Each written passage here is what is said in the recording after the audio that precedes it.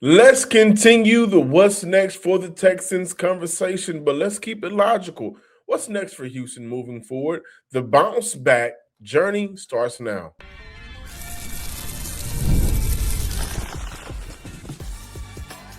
You are Locked On Texans, your daily podcast on the Houston Texans. Part of the Locked On Podcast Network, your team every day. Battle Red Nation from H-Town to your town. Today's episode and every episode of the Locked On Texans podcast is for Texan fans all around. Super excited for today's show. We're going to do a little temperature check. Houston is cold-hearted right now. I'm going to dive into the YouTube comments, social media all together after Sunday's loss, and just hear from you guys. I know the last 48 hours haven't been what the Texans have experienced over the last 2.5 months. The fans are upset. They are pissed. And so I do want to, take time to dive into what you guys are talking about, what to do with Nick Caley moving forward, plus the assets that the Houston Texans have. Does it make sense for Houston to look around the league and say, you know what, there's experienced players that can help us right now? Maybe ship off some of those draft picks, or it's time to consider building for the future right now. Guys are going to have to get paid soon, but the logic says time heals all. What do I mean by that? Well, it ain't over for CJ Stroud, y'all. And a lot of y'all may want it to be over for CJ Stroud. A lot of y'all may want it to be over for Nick Caley as well, but it ain't all over. There's some soul searching and building to do, and he could possibly put this entire season, but postseason behind him. So that's what I'm going to talk about on today's show. I want to shout out my everydayers from the Himalayas, making the Locked On Texans podcast your first listen of the day, and making the Locked On Podcast Network the #1 sports podcast network in the nation. I'm your Texans credential media member and football analyst, John Hickman. Okay, so what are we going to talk about? Let's lay it all out. Why picking up CJ Stroud's fifth-year option is the way to go for Houston. All pros in this case, no cons in my opinion. Evaluating Nick Caley, does he stay? Does he go? CJ Stroud recently just talked about his relationship with Nick Caley and said it has improved, the ups and the downs, they've gotten better. Verbatim, he actually said that he loved Kels, the growth in our relationship. There's growth in his ability to call plays, growth in DeMeco trusting him. Whatever our coach decide, I love Kels, and I'm rocking with him however long he's going to be here. DeMeco Ryans said a couple of days ago that he is going to take a week to evaluate everything. Last time we heard that, Bobby Slowick was no longer a Houston Texan coach.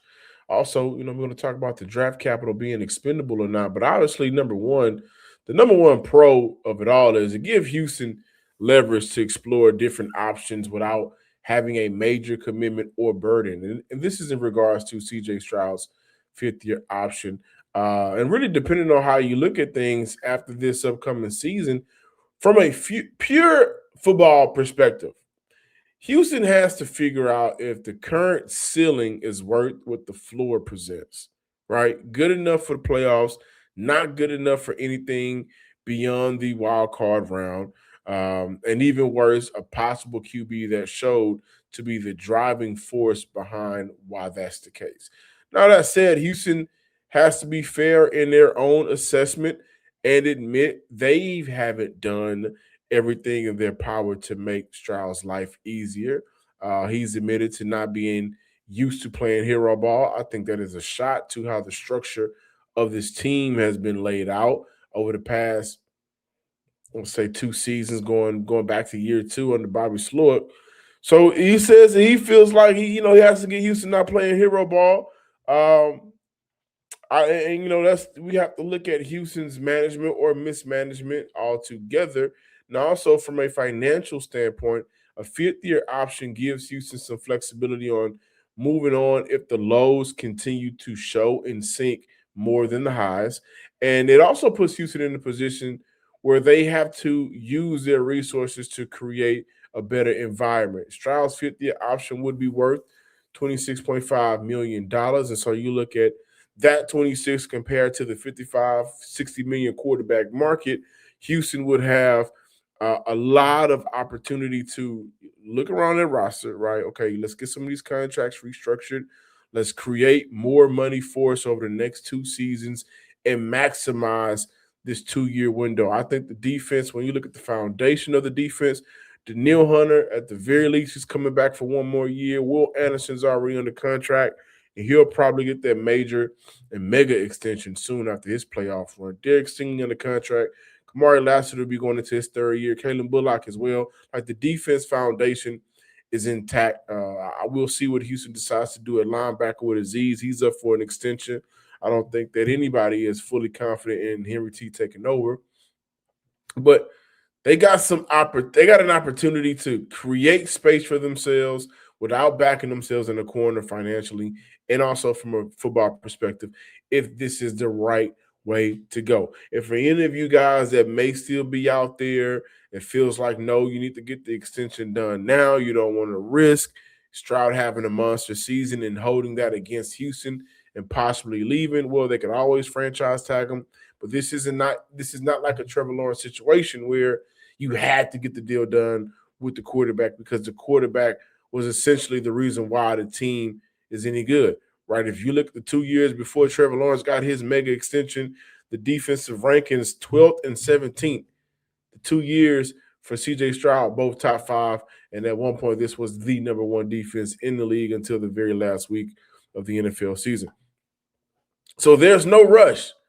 There's no rush, and I think that's a blessing for both parties. I really do. And here's the thing. This is a defensive team, and as long as DeMeco Ryans is the head coach, this will be a defensive team.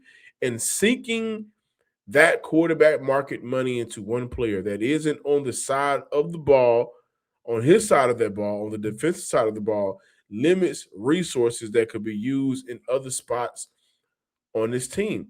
And that puts both parties on a good timeline before having to make that critical decision if this marriage will be a decade run or short lived. And this kind of goes hand in hand with Nick Caley, I think, who will speak with the media Wednesday.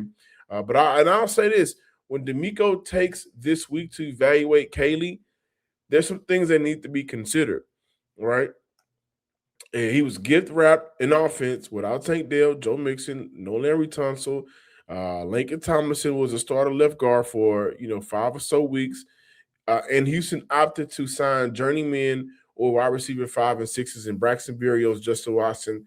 Neither of them virtually had any impact for this team. They didn't have a tight end 2 all season, right? Ryans mentioned before the season he liked Caley's ability to adjust to the players, and it won't be any other team scheme, right? It won't be the Patriots scheme. It won't be the Rams scheme. Y'all remember that? It will be the Texans scheme. And I think all things considered, Caley has held up his end of the bargain and should be retained, guys. Under Nick Caley, the Texans finished 13th in scoring offense, a large part due to Fairbairn, 18th in total offense, 14th in passing offense, and 22nd in rushing offense. A lot of these things are improvement from a year ago, aside from the rushing offense. So it comes down to Houston needing to clear up some cap space.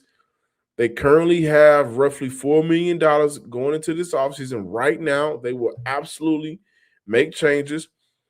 They'll need to figure out where their resources need to be applied. For me personally, you got to look at a veteran interior offensive lineman. I think that needs to be the number 1 priority for Houston. Center and left guard. Also, the conversation of what do you do with Titus Howard moving forward, I think is one to be had. He's going to cost $27.7 next year. He's going to want an extension. And Houston has already restructured Titus's contract. And so I'm curious to see how they view Blake Fisher as a future piece for this team, especially, given the small sample size of work he's put out on the field this year. You also got to look at Woody Marks. As I said back early in the season, he is going to make a perfect RB2. Houston has to upgrade the running back. And honestly, I'm not sure if Noel is the answer for any of the questions of expectations next year at wide receiver. Higgins is. He's done enough, right? And maybe you can blame the offensive inconsistency from quarterback and also just him getting out there and Ben McDaniels playing a role of choosing to roll with guys like Christian Kirk. And I know we got to go to a break, but here's the thing about Christian Kirk, right? There's absolutely no way Houston should bring him back. Right now, there are 2 receivers actively playing from this past year that Houston should say these are our guys. And that's Nico Collins and his contingency plan in Jaden Higgins. Everybody else, there's no way I'm going to just bank on Tank Dell. It's not smart. It's not logical. So with the Houston Texans looking to, in my opinion, pick up his CJ Stroud's 5th-year option, it does wonders for them over a 2-year stretch. In a 2-year stretch, then you're going to have to start looking at paying Kamari Lassiter and Kalen Bullock. But until then, you've got 2 years to figure this out and 1 year to figure it out with CJ Stroud. And we'll have to look at, what makes sense bringing in maybe an outside voice or two to this coaching staff. When we come back, it's important to look at what the Texans need to do with Nick Caley moving forward and also the assets that they have. Those draft picks, they look a little sexy. Do you keep them? Do you move on? Do you look to continue to build on the foundation? All of that and more on today's episode coming up next.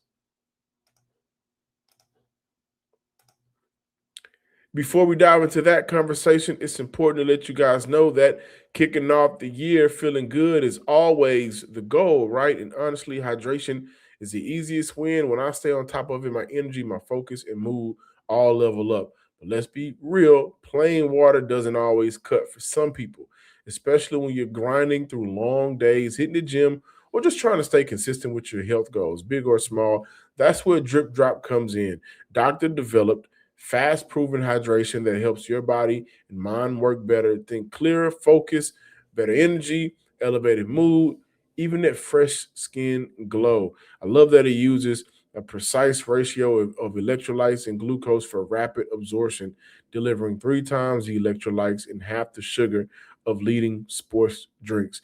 Drip Drop science-backed formula is trusted by firefighters. Who don't trust firefighters? There's the most trustworthy profession out there. Medical professionals, and over 90% of top colleges and proteins because it rehydrates you faster and more effectively than water alone. So right now, Drip Drop is offering our podcast listeners 20% off your first order. Go to dripdrop.com and use promo code LOCKEDONNFL. That's promo code LOCKEDONNFL. Visit dripdrop.com for 20% off. Stock up now at dripdrop.com and use promo code LOCKEDONNFL. Also, ladies and gentlemen, the perfect opportunity to let you guys know that Robinhood literally is changing the game.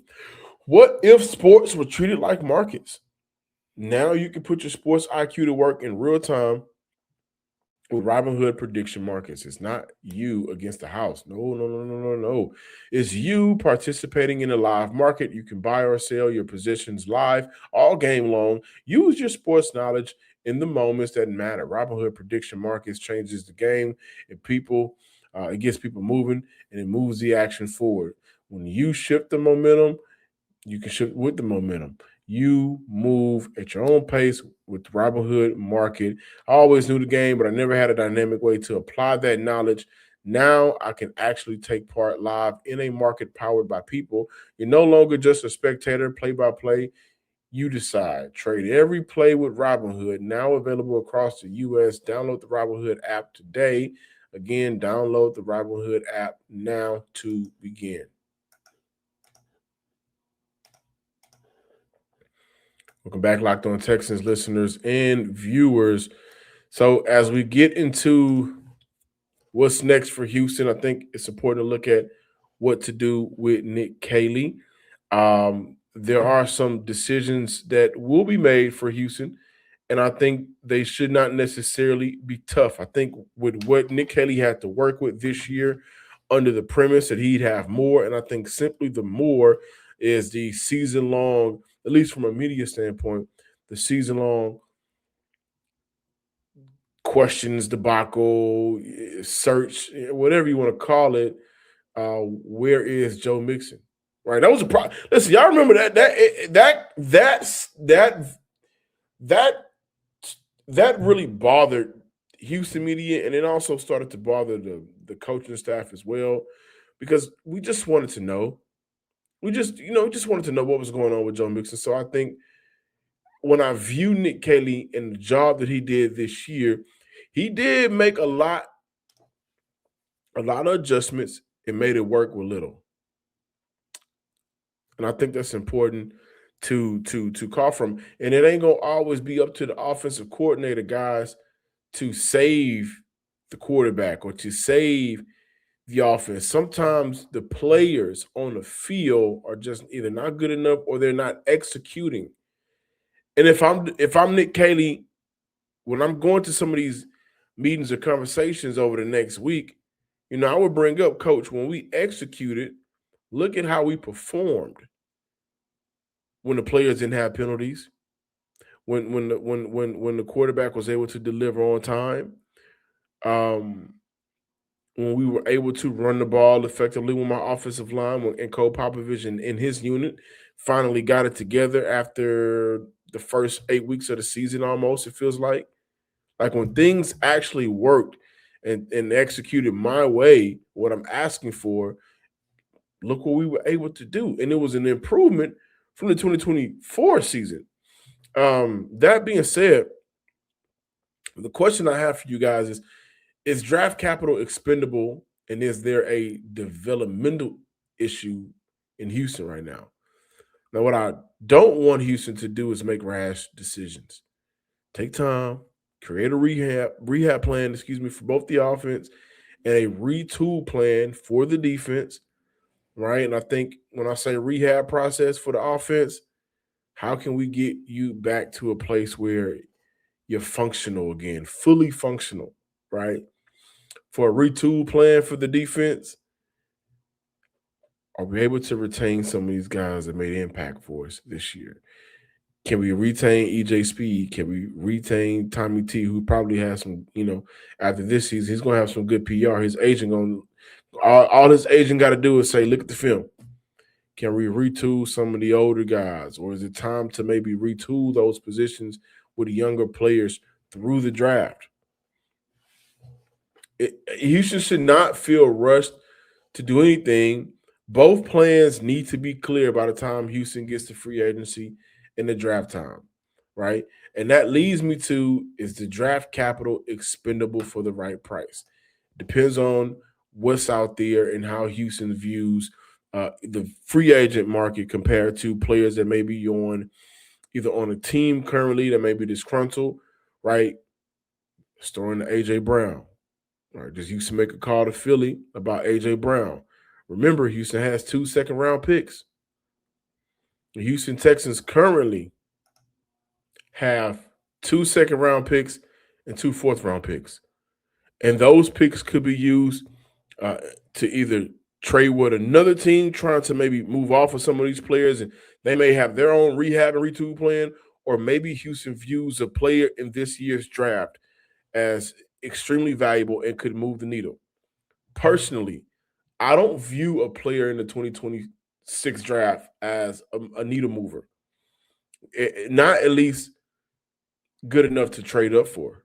I don't. And I think Houston has played too much of the trade back game. So this could be the first year in 2 seasons where we see Houston actually pick where they're projected to pick in the first round. I don't see Jeremiah Love sliding to, what is it, the 26th pick, 25, 28, around that. I don't see him sliding down. And I also think when I look at the free agent class in 2026, there's some names out there. Available right now, if I'm Houston, Tyler Linderbaum, Wyatt Teller, David Njoku, Javonte Williams, and Breece Hall. Those are the 5 players. If I'm Houston right now, I'm figuring out a way to hit on 3 of those 5. Running back, tight end, offensive lineman, right?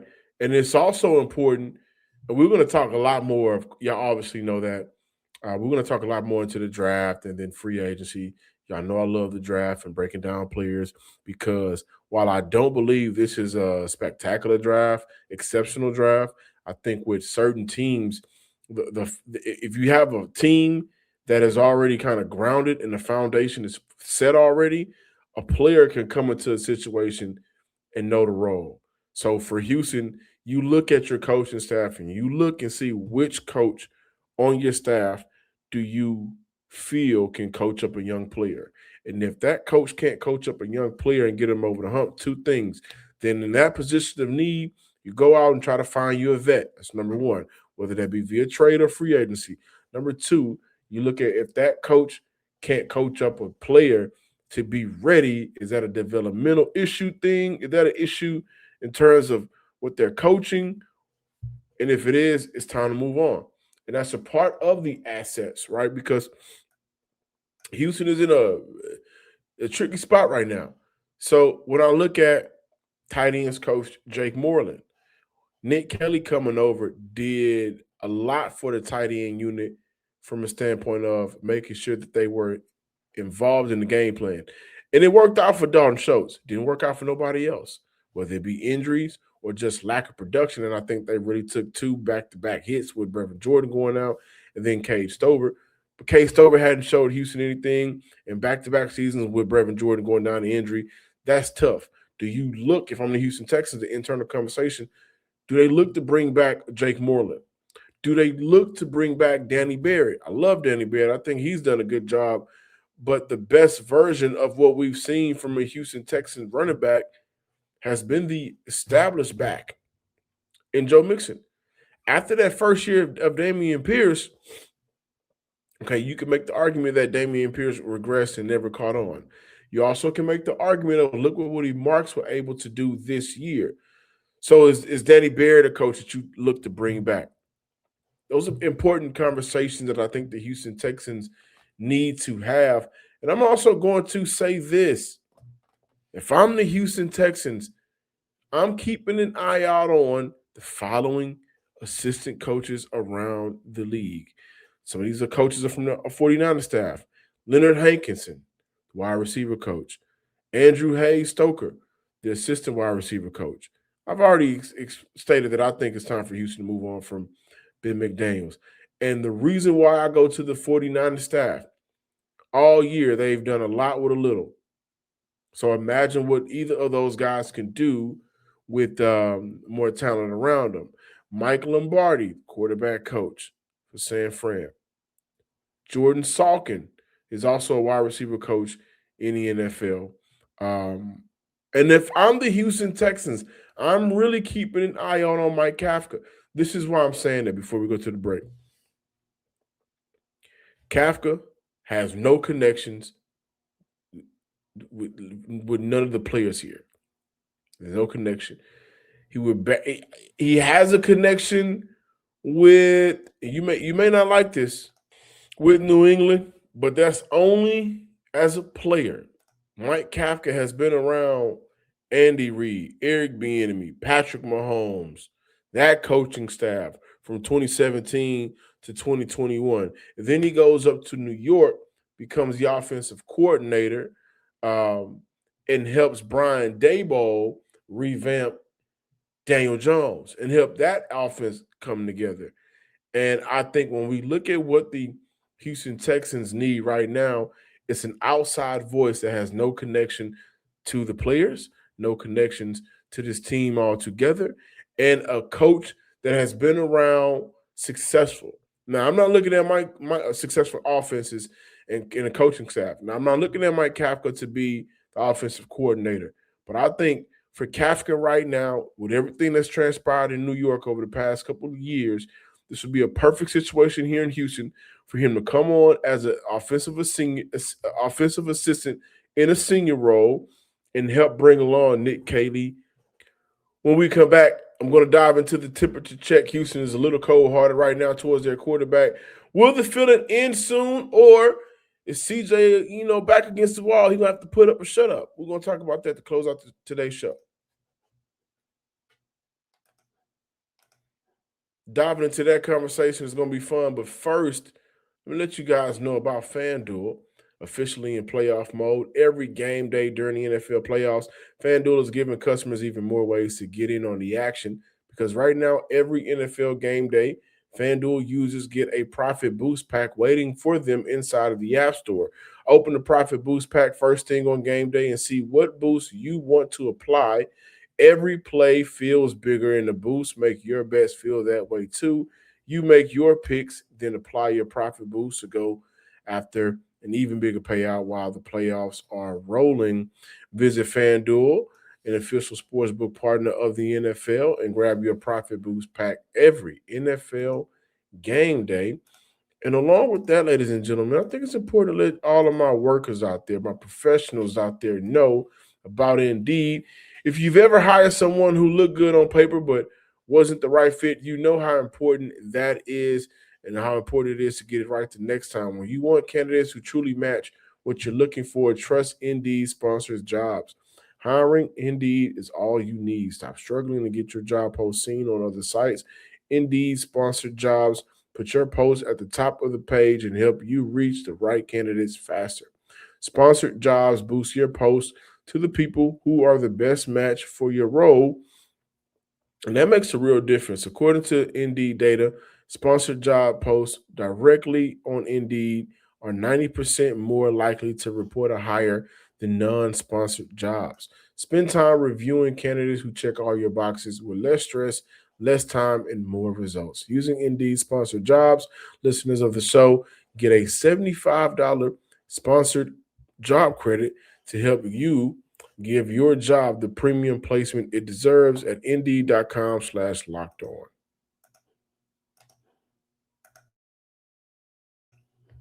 Closing out today's show, Texan fans, they have not had a great 48 hours.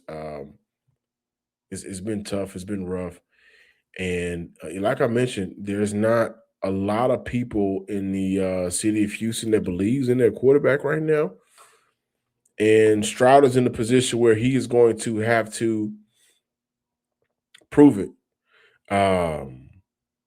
That he's the one moving forward. Now, this is from Danny Corleone. Replacing the quarterback is not absurd. Mills could have won that game. There's other options available around the league, such as Mac Jones. I'll get back to that. CSFL, this CJ dude sucks. There's another one, XTCMXM. I like CJ Stroud. He seems like a level-headed, God-fearing young man, but he's buns, bro. Pains to say that it is what it is. I don't see him magically raising to the occasion in year 5. Next year will be year 4. Here's another one. It is heartbreaking, and all of your comments are legit. Things must change. He has brain damage from concussions, walks around and sulks like a zombie. This is another comment. I think going for Mills at the halftime should have been the coach's call for a betterment of the team. How many times do we hear in the best interest of the team, winning the game should have been the goal?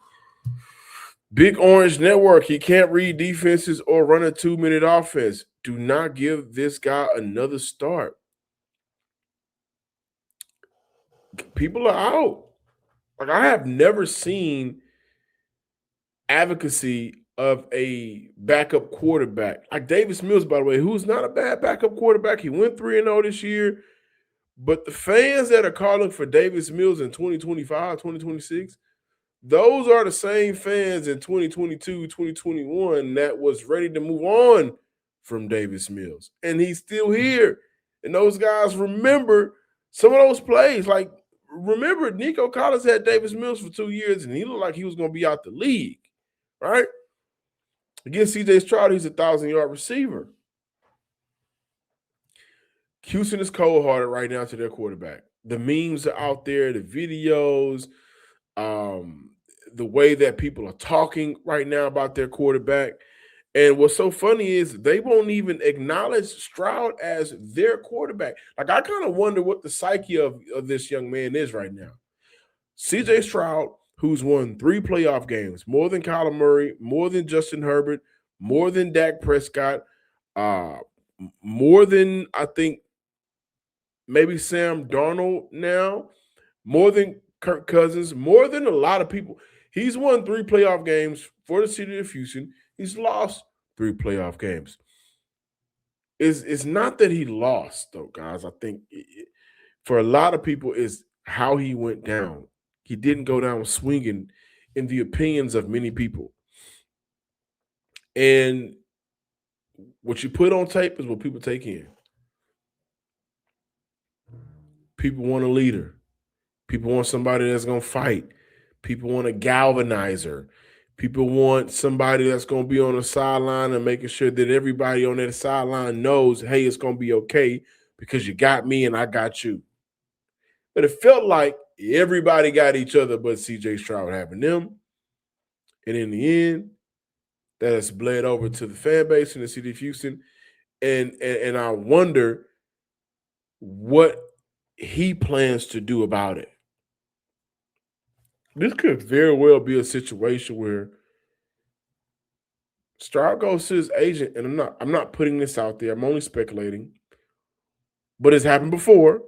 Same agent. He goes to his agent and say, get me out of here.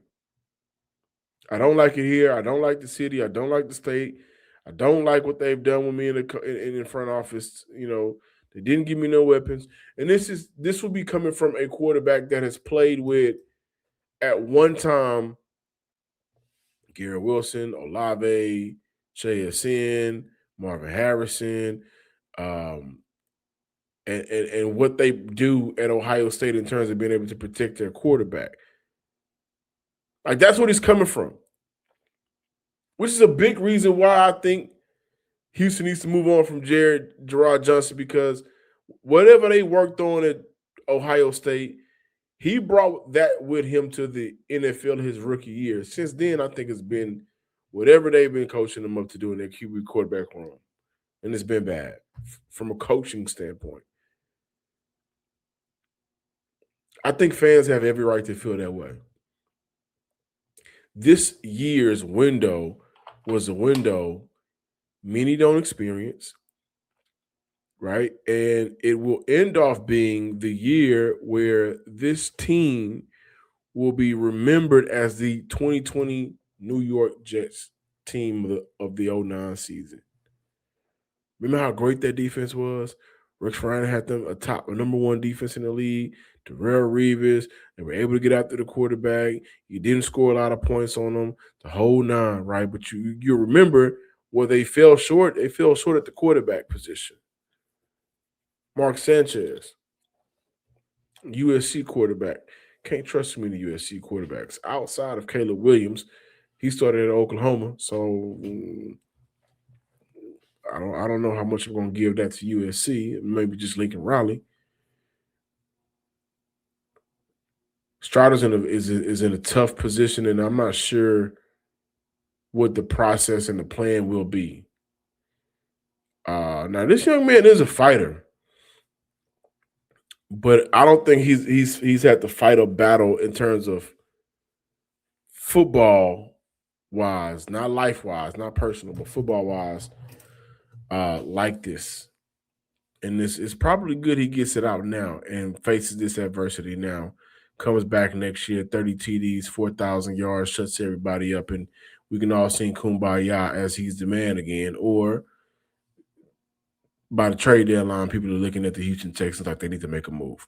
Thank you for watching today's episode of the Locked On Texans podcast. Please be sure to subscribe, like, and comment on YouTube, wherever you listen to your podcast, and follow me on Twitter at John_Hickman12. Until next time, ladies and gents, Texas fans across the nation, peace.